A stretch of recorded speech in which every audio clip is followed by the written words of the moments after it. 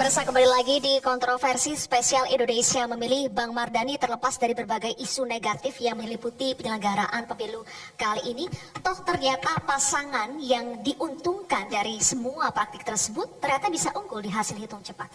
Bagaimana pendapat dari PKS?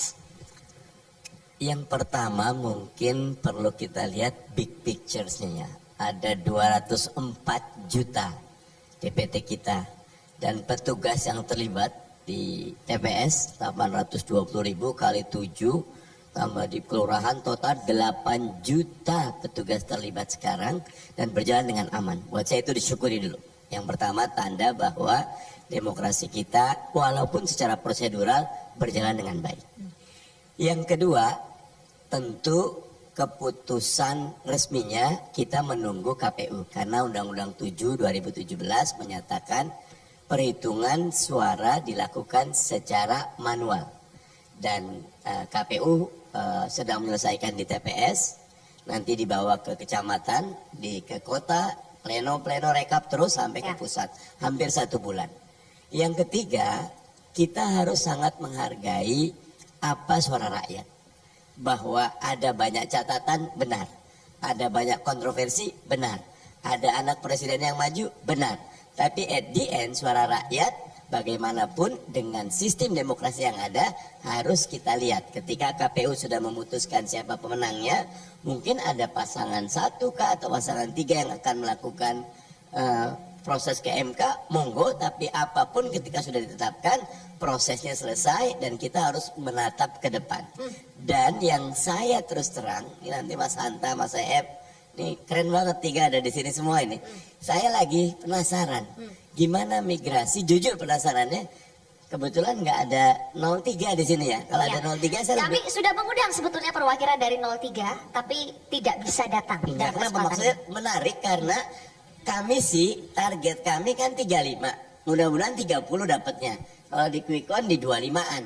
Sebetulnya kalau 03 dapat 25 atau 25 lebih atau baru deketan sama kita, itu bisa 2 putaran gitu. Tapi kalau ngelihat hasil quick count-nya, nyuwun sewu Mas Saeb, ini guru-guru kita semua dalam bab ini. Tapi memang sepemahaman saya ketika quick count dengan margin error yang kecil, tingkat akurasinya tinggi. Kalau survei kita masih bisa berdebat.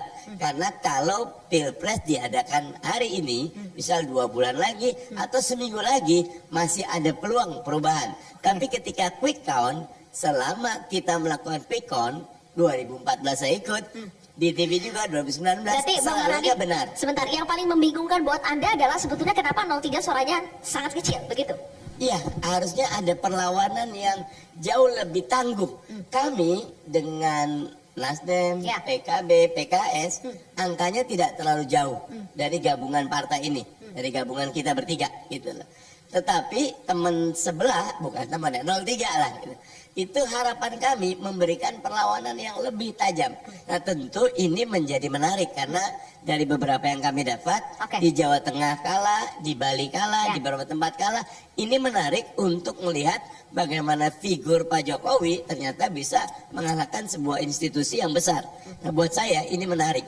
Bisa juga ini tanda bahwa demokrasi kita belum beranjak menjadi dewasa. Tapi sebelum kita membahas apakah faktor Pak Jokowi sebegitu besar ya, tapi intinya apakah PKS sudah pasrah dengan hasil ini?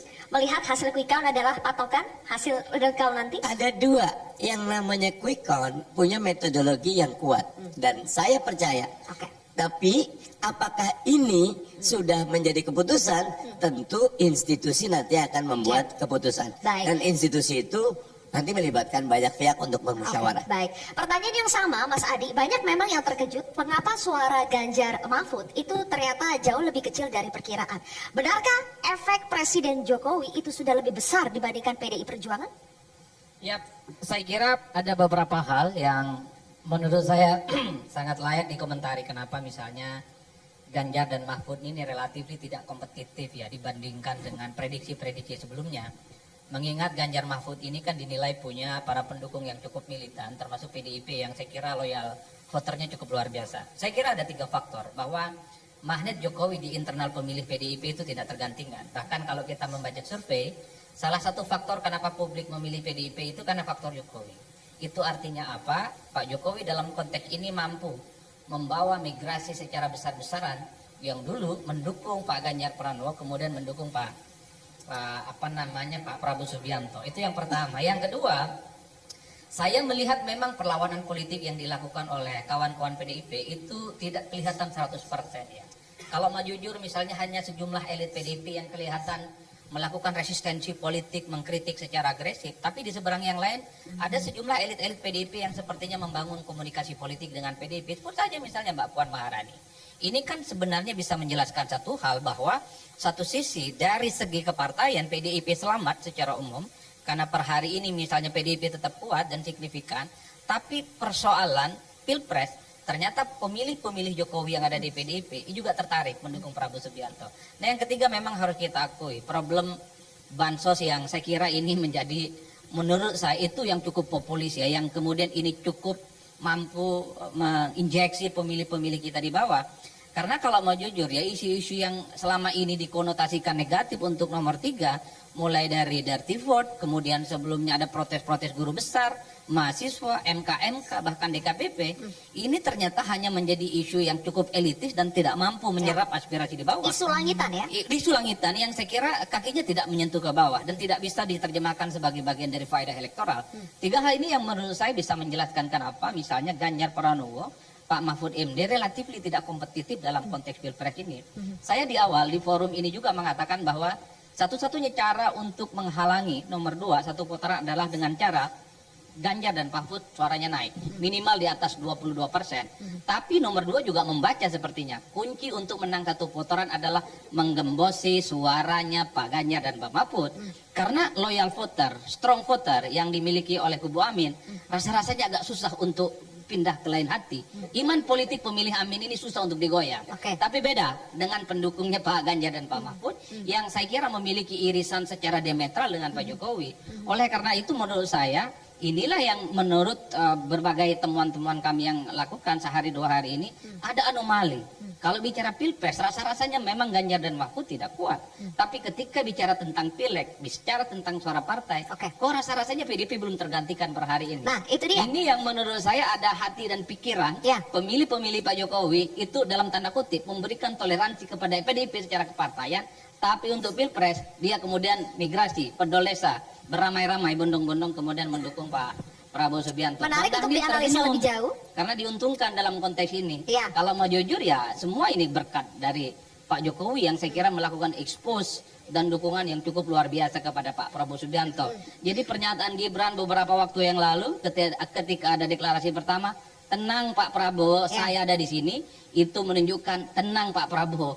Di sini ada dukungan Pak Jokowi yang akan dibuktikan 14 Februari hari ini. Dengan kata lain, Mas Adi, tanpa Presiden Jokowi, Pak Prabowo belum tentu bisa menang hari ini. Kalau bicara tentang kompetitif, pasti kompetitif. Yang kemudian tanpa Jokowi yang bisa diprediksi satu, angkanya ini signifikan. Ini kan upper estimate. Ini melampaui semua lembaga-lembaga survei yang hampir tiap saat kita dengar. Dan yang paling penting, mencapai hampir 60%, itu adalah sesuatu yang menurut saya bagian dari kawin silang antara loyal voter Pak Jokowi dan loyal voter yang dimiliki oleh Prabowo Subianto. Oleh karena itu, terlepas dari perdebatan apapun soal quick count, ini memang adalah alat bantu sebenarnya untuk mendeteksi soal kemungkinan pemenang Pilpres di 2024 ini. Kesimpulan saya sederhana satu, ini mungkin tidak ingin mendahului kehendak Tuhan. Sepertinya Pilpres ini game over, satu putaran, dan bisa dipastikan pemenangnya adalah Prabowo dan Pak Gibran. Wallahu alam, kita tunggu nanti hasil resmi dari KPU. Di sini sudah ada Mas Hanta yang lembaga surveinya itu dari tadi pagi sudah sibuk ya melakukan sejumlah survei dan melakukan quick count juga. Mas Hanta, ketika data sekarang sudah mencapai 90% lebih ya, apakah itu sudah dipastikan bahwa Pilpres hanya berlangsung satu putaran? Iya, tapi sebelum sampai ke sana ada 2 poin penting saya berangkat yang disampaikan oleh Pak Mardhani Alisera, politisi PKS yang menurut saya politisi yang rasional dan berjiwa besar malam hari ini.